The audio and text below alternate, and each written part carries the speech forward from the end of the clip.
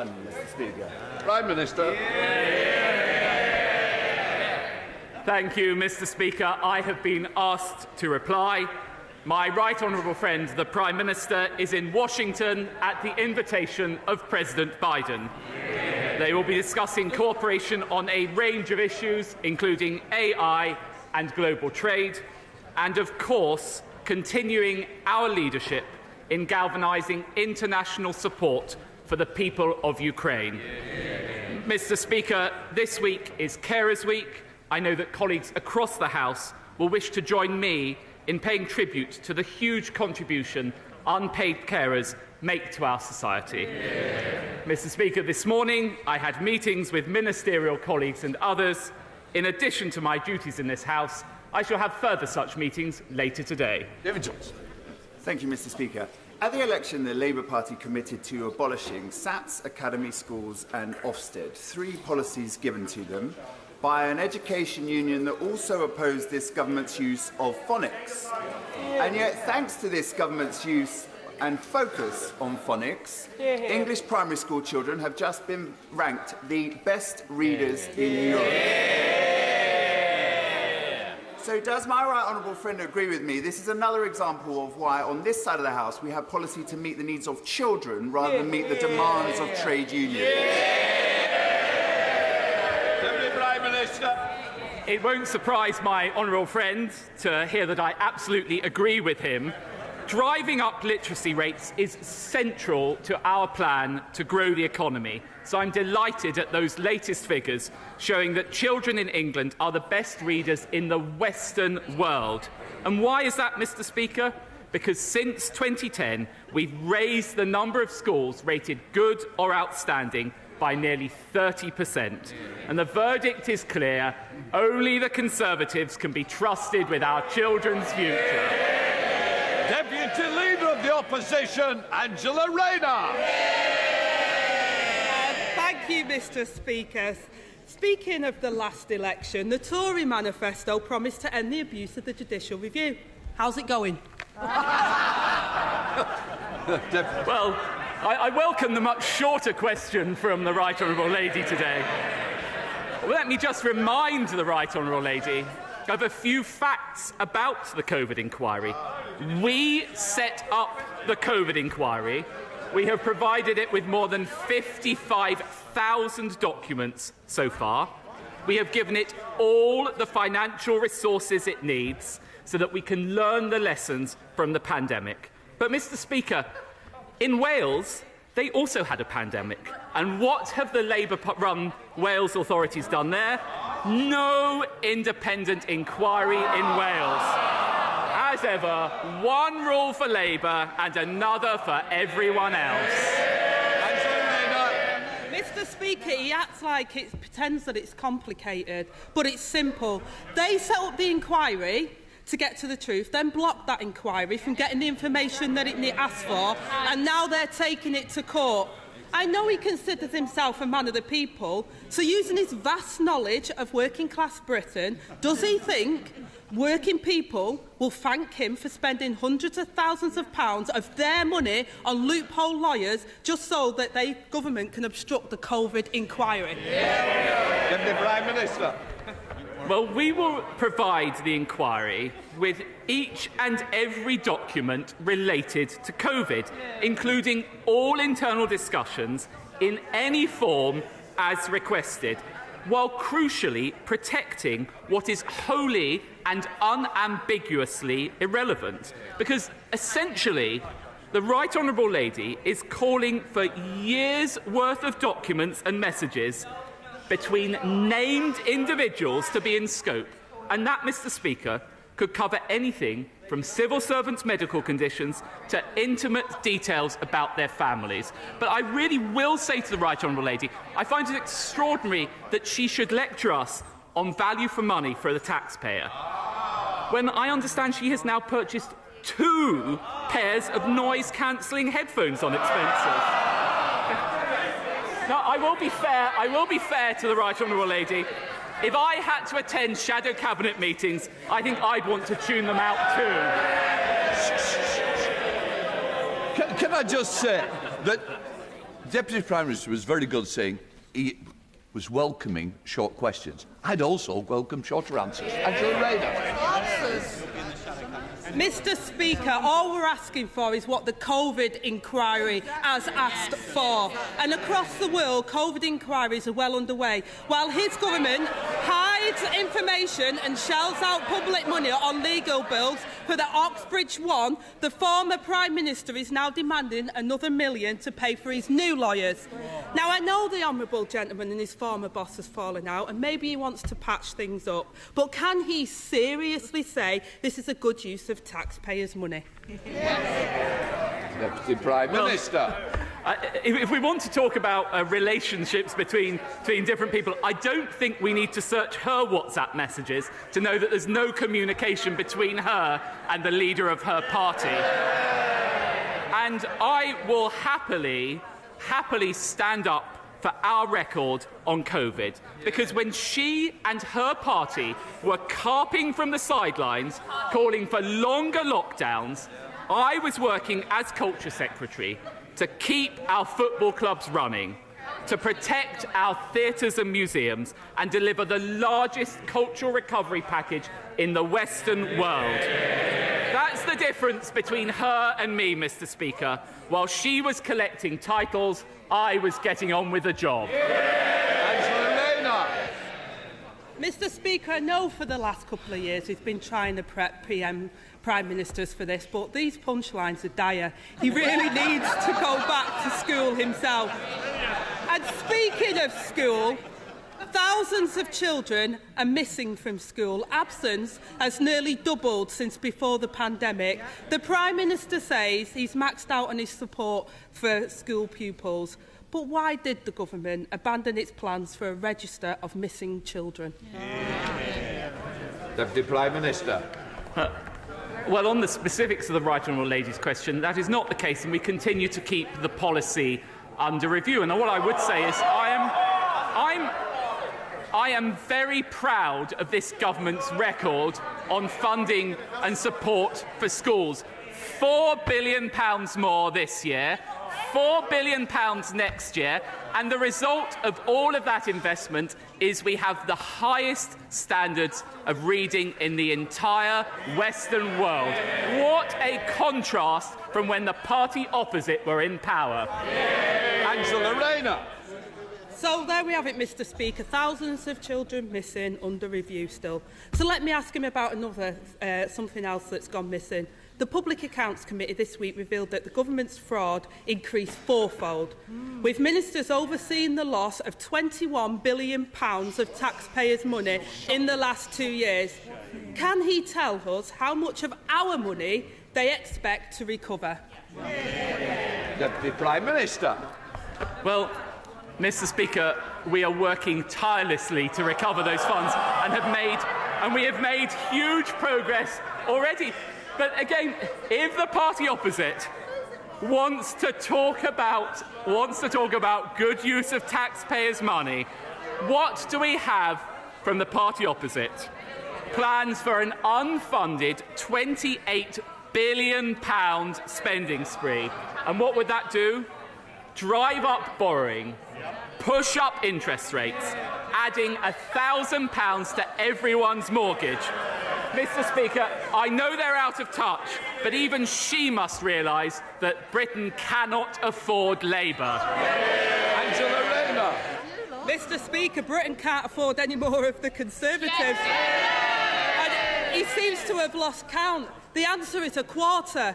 Only a quarter of the billions of pounds of taxpayers' money lost to fraud is expected to be clawed back. If this government can't get the public money back, they can't be trusted with anything else. It's become a pattern of behaviour from the Conservatives. An inquiry missing the evidence, schools missing their pupils, taxpayers missing their money, and ministers missing in action. And all the while, working people pay the price for their mistakes. This week, the Public Accounts Committee also warned that this epic fraud and waste could happen all over again due to the ministers living in denial of the facts. If his government can't admit the truth, then how on earth can they learn the lessons? Deputy Prime Minister. Well, I would say to the Right Honourable Lady, we're actually putting more resources in throughout this year to tackle fraud and error, and we continue to make real progress with it.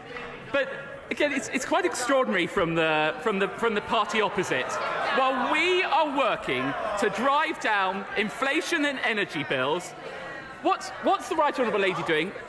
Receiving £10,000 from Just Stop Oil backers. Oh yes! Adopting their policies, backing protesters, blocking new production and forcing us to import more foreign oil and gas. Do you know what? For once, Mr. Speaker, I find myself in agreement with the GMB union. What did they say? It's naive, lacks intellectual rigour and could decimate communities, just like Labour. Thank you, Mr. Speaker. The latest route update for East West Rail has recently been published, and unfortunately, the link to Aylesbury is still just a dotted line on the map. Now, I've raised the need for this vital link on several occasions in the House because it'll cut congestion on our roads, it'll stimulate the economy, and it will reduce air pollution. Each time I've been asked to work with stakeholders to reduce the cost. I'm really pleased to say we've managed to do that. There is now a much cheaper proposal on the table. So can my right honourable friend now please change that dotted line into a solid line and give my constituents the railway they do want? I know my honourable friend is an absolutely tireless campaigner for this project, and I can assure him that the Department for Transport is working with Network Rail and the East West Rail Company to consider the feasibility of lower-cost railway links on the Aylesbury spur, and I know that he will continue to make that case very, very vigorously. We now come to the Deputy Leader of the SNP, Murray Black. Thank you, Mr. Speaker. When the Prime Minister took office, he said he would put economic stability and confidence at the heart of this government. Today, UK interest rates are one of the highest in the G20, and mortgage rates are rising nearly back to where they were after the former PM crashed the economy. Is it not the case that this government's biggest achievement is that they're trashing the economy just a wee bit slower than their predecessor? Well, I don't know whether the honourable lady had been following the news today, but actually, again, the OECD upgraded our growth forecasts. And really, one month ago, the whole nation came together celebrating that wonderful moment of pomp, pageantry and pride in our nation. And what did the honourable lady describe it as? I quote, Mr. Speaker, a pantomime. Well, the real pantomime is the SNP in Scotland. Murray Black. I don't know what question the Deputy Prime Minister was asking, but let me try another one. This government plans to cut taxes for the richest, spend £6 billion imprisoning people fleeing war and persecution, and has lost £21 billion to government fraud throughout this pandemic. Is the view from the Prime Minister's luxury helicopter so skewed that during a cost of living crisis he thinks this is what people's priorities are? I'm going to take no lectures on profligacy from the SNP. And actually, what is it that this government has done? We have provided record increases to the personal allowance, meaning that a person working full-time on the minimum wage has seen a £1,000 reduction in their tax. Mark Menzies. Thank you, Mr. Speaker. Fylde has many vibrant small shops that are the beating heart of the economy. But St Anne's Town Centre has got fantastic potential, but its layout, quite frankly, is becoming tired. Investment is needed to reinvigorate the town centre, better connecting it to the seafront and reinvigorate the town. What steps are my right honourable friend taking to continue this government's living up mission to deliver for towns like St Anne's? Deputy Prime Minister. Well, that's precisely why we've created the Levelling Up Fund, and there's £3.6 billion within that in the Towns Fund to be invested in high streets up and down the country, and we will be outlining the third round of submissions to that fund, and I'm quite sure my honourable friend will make a very vigorous case for his constituency for funding during that round. David. Speaker, yesterday I met Karen. Karen is a carer for her husband Alan, who has Parkinson's and Lewy body dementia. Karen told me how hard it is to get people with power just to listen to her. Like so many carers, Karen feels her caring work just isn't valued. At times, she's wanted to give up, but knows she must carry on because of her husband. Mr. Speaker, remarkable carers like Karen save the government more than the entire NHS budget. So will the government finally recognise the value of Britain's family carers and not just pay tribute to them, but give them the financial and practical support they deserve? Deputy Prime Minister. Well, of course I would like to join the right honourable gentleman in paying tribute to Karen and to hard-working, unpaid carers up and down the country. And I know the right honourable gentleman speaks from personal experience about this as well. We have provided £2.3 billion worth of support for social care, an additional £25 million committed to putting people at the heart of care in the Heart of Care White Paper, and £327 million is also committed to the Better Care Fund. Alberto Costa.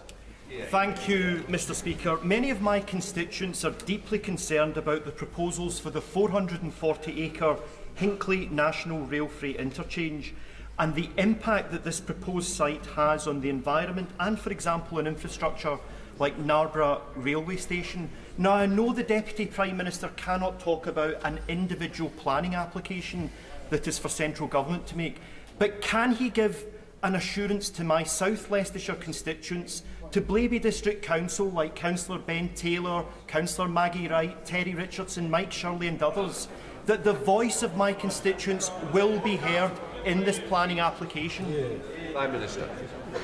Well, I know from the vigorous campaigning of the honourable gentleman that his constituents' voice has been and will be heard. As he knows, I can't comment on individual cases. What I can say, Mr. Speaker, is I have experience of this in my own constituency as well, and I know what a blight can be provided by those rail freight projects. So I do have every sympathy for the case that he is making. Connie Cowan. Thank you, Mr. Speaker. Deputy Prime Minister, this week we heard plans for 2 universal basic income pilots in England. There have been similar schemes planned for Scotland, Wales and Northern Ireland. With the progress of the gig economy and the acceleration of artificial intelligence, it's clear that the working environment will need drastically overhauled.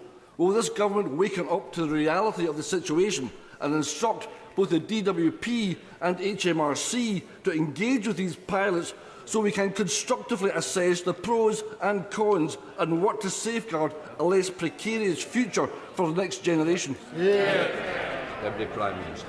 Well, Mr. Speaker, the government and I have never been convinced about the case for a universal basic income. We're not alone in that. It's also the position of Paul Johnson of the IFS. I think a much better solution is to create more jobs, which this government has done, and cut taxes on working people, which is what this government has done. That is the route for prosperity for people up and down the country. Vin Foster. Thank you, Mr. Speaker. Revitalising Old Way, regenerating our town centres and helping Torbay's high-tech sector to grow would deliver levelling up for Torbay. What expectations does he have of the new Levelling Up partnership in focusing government effort and resources on doing this? Deputy Prime Minister. Well, as I'm sure my honourable friend knows, Levelling Up partnerships are committed to work hand in hand with 20 places across England in most need of that levelling up. They're backed by £400 million worth of investment, and I know that my honourable friend will make the case most robustly for funding for his constituency. From West. Thank you very much, Mr. Speaker. After 13 years, the government has repeatedly broken its promise to repair social care.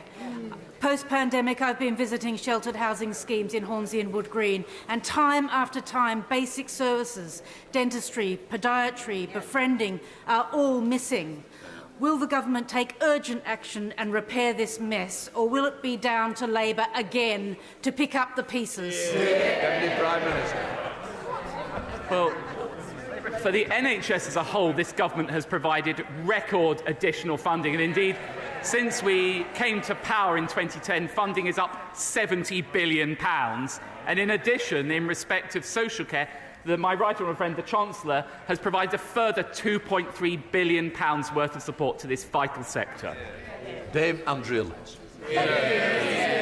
I congratulate the government for its determination to bring forward the rollout of electronic patient records for everyone in England. And can I ask my right honourable friend to confirm that this gives us a brilliant opportunity to roll out the digital version of the Red Book that is so transformational for every family in giving their baby the best start for life? Deputy Prime Minister. I totally agree with my right honourable friend, and I know what a tireless campaigner she has been on this issue, both in and out of government. And yes, I'm happy to confirm that the so-called digital Red Book will be rolled out, and we expect it to be delivered over the course of the next 2 years. Gavin Newland. Thank you very much, Mr. Speaker. The Deputy Prime Minister likes to call himself Mr. Normal. He went to a normal school and he understands normal people. We know that normal people are struggling in this Tory cost of living crisis. People like nurses, who he said had unreasonable wage demands.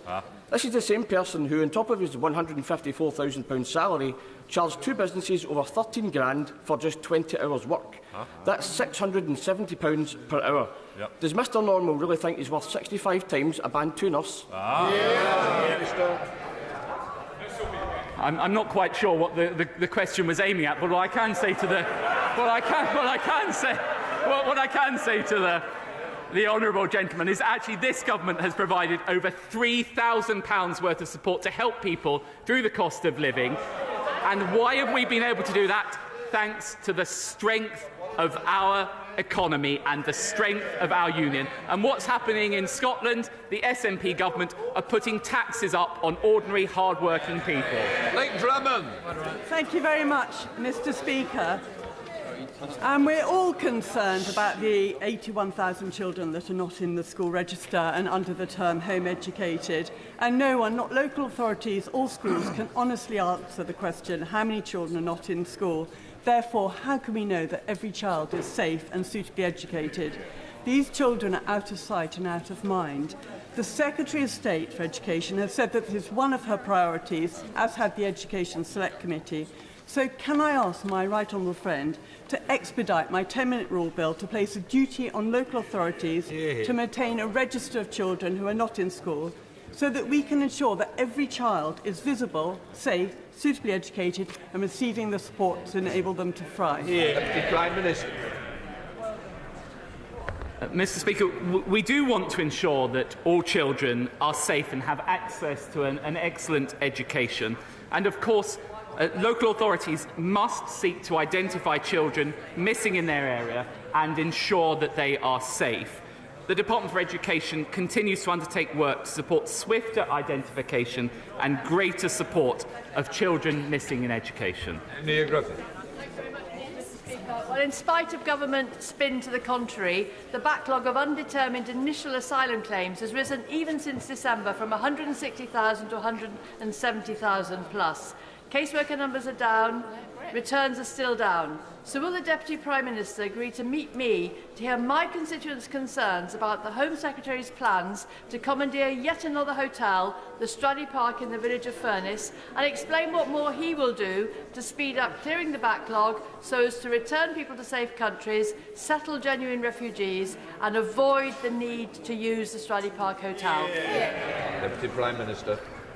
This government will take whatever action is necessary, both to clear the backlog and to stop the boats. And actually, as she may have heard from my right honourable friend, the Prime Minister, small boat arrivals to the UK are actually down 20% this year. Our French deal has prevented 33,000 illegal crossings this year. Albanian arrivals are down 90%. We've removed 1,800 Albanians. We've increased the number of illegal working raids, and the legacy asylum backlog is now down 20%. Thank you, Mr Speaker. Samina Halliwell, a 12-year-old girl in my constituency, suffered an horrific ordeal. She tragically then went on to take her own life. She was let down by the system. This week is the 2-year anniversary of her death. Labour-controlled Sefton Council have still got an inadequate rating from Ofsted for children's social care. So will my right honourable friend meet with me to discuss what further measures can be taken to better protect children in Southport and the wider council area? Deputy Prime Minister. I congratulate my honourable friend for raising what I'm sure members on both sides of this House will agree is a heartbreaking case, and I know that all our thoughts will be with Samina, her family and her friends. All children, of course, have the right to be safe and protected. I understand that the Department for Education will shortly begin consulting on strengthening statutory guidance to ensure health agencies, police forces and councils work together more collaboratively and end decisions that put children's needs, that prevent putting children's needs at the heart of their work. Of course, I'm very happy to meet with the honourable gentleman and for the Health Department ministers to meet with him also. Hilary Benn.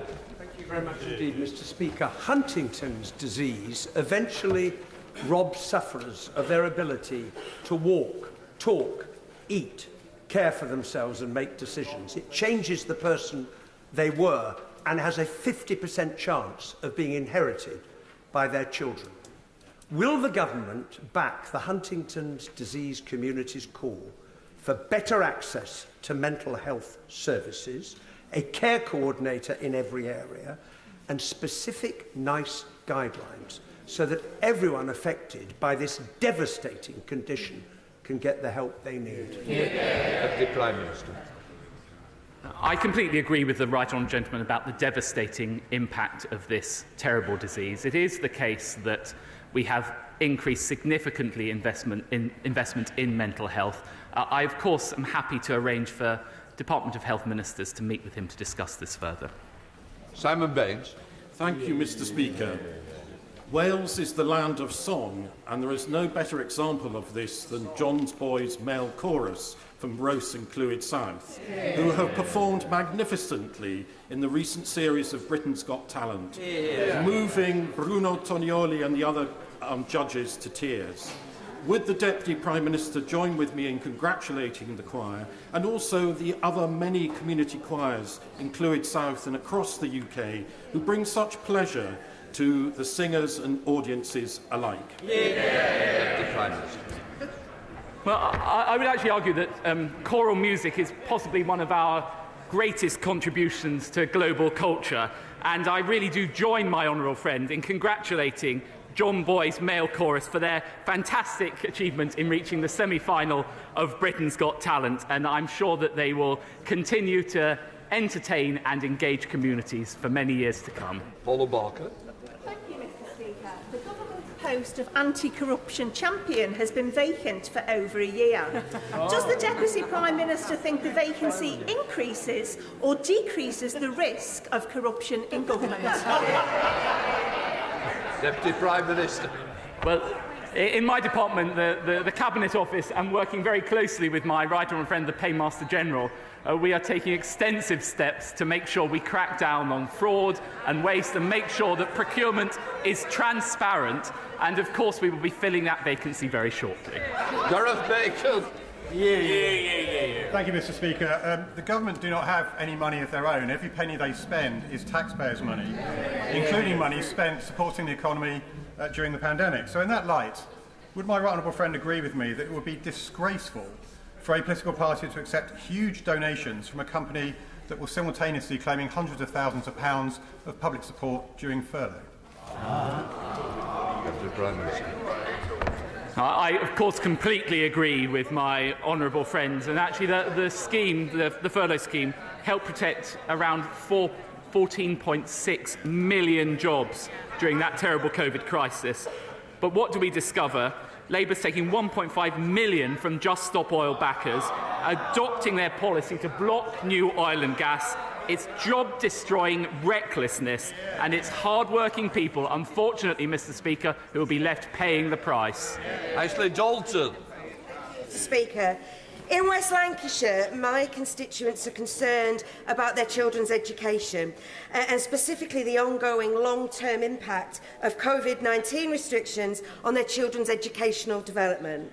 Now, a Public Accounts Committee report out today finds that the Department for Education is failing to take fast and effective recovery action to close the attainment gap in schools. And the department has admitted that it will take a decade, 10 years, just to get the education attainment gap back to pre-pandemic levels. So, when will the government stop blaming everyone else and take responsibility for failing a generation of lost learners? Actually, before COVID struck, the attainment gap between disadvantaged pupils and their peers had narrowed in both primary and secondary schools under this government. Since COVID struck, we've provided almost £5 billion in education recovery. And I would say to the Honourable Lady, if she's that concerned about children's education, she should be calling on the education unions to call off their damaging strikes. Alexander Stafford. Thank you very much indeed, Mr Speaker. Maltby Town Council and Maltby Main FC, who play at the Miners' Recreation Ground, are fighting to make sure the ground is financially sustainable and can stay open. But CISRO, who run it, has a history of selling off unprofitable areas to developers, will not allow a full bar to be open, which will provide much-needed capital, which has the support of the council residents. Spaces like our recreation grounds are important parts of our mining heritage.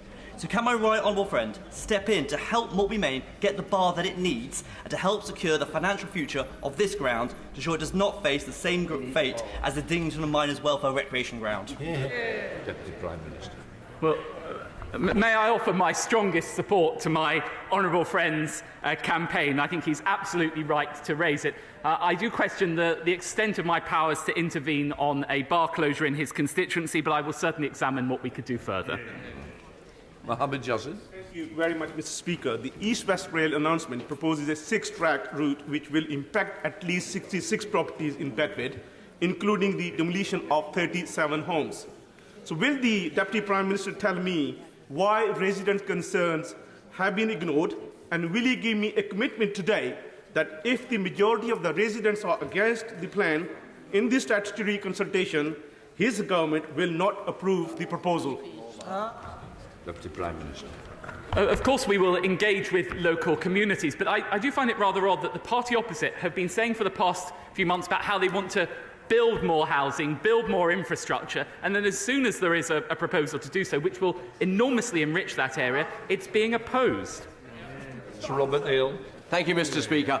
The Deputy Prime Minister will know that the calling of an early election in Spain has caused some concern about delay to achieving a treaty between the United Kingdom and the European Union in relation to Gibraltar. Will he confirm that it remains the policy of Her Majesty's Government to prioritise achieving such a treaty once the outcome of the election is known, and that the Government will do all that is necessary to secure that treaty for the benefit of Gibraltar and its Spanish neighbours, and to give all the necessary support to Gibraltar and its British people for their future security and prosperity? Deputy Prime Minister.